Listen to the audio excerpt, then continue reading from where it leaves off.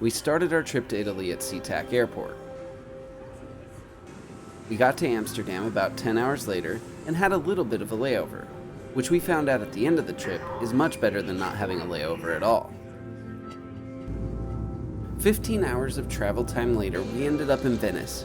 After the long day of flying, the Cadricks opted to take a nap, while Keta and I decided to explore the city. We didn't really have a plan in mind, but we ended up seeing St. Mark's Square and strolling the alleys. For me, it was just exciting to get out and explore the maze that is Venice.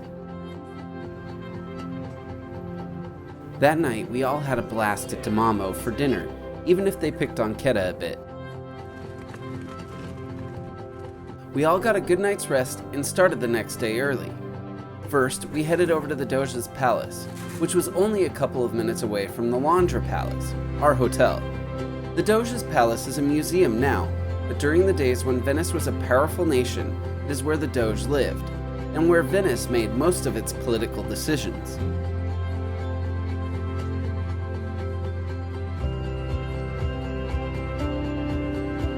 Attached to the Doge is the Bridge of Sighs. Convicted criminals were taken from the palace to their prison cell across the Bridge of Sighs after being convicted. When we were done at the Doge's Palace, we headed to St. Mark's Campanelli, or Bell Tower. Here we got to see the city as a whole. When you're down in it, it's hard to tell how big it is. We were going to head to St. Mark's Basilica after the Campanelli, but the line was out of control, so we opted to wing it. We walked the alleys until we eventually made our way to the Rialto Bridge, which was under construction. From the Rialto Bridge, we made our way to the Rialto Market, which is similar to the Pike Street Market.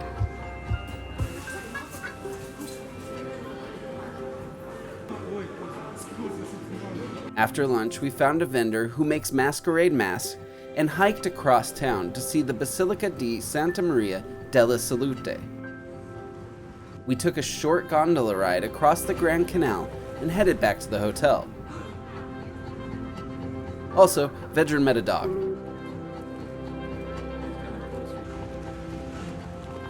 On the third day of our trip, we had decided to take the Vaporetto, or ferry, to the surrounding islands of Venice.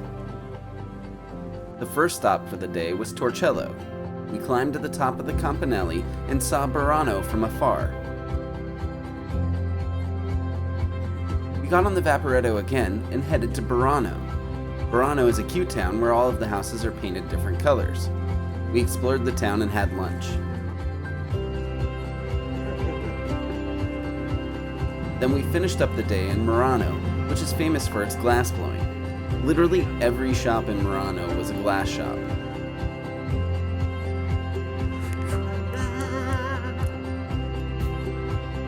Our last morning in Venice was spent taking a transfer from our hotel to the train station.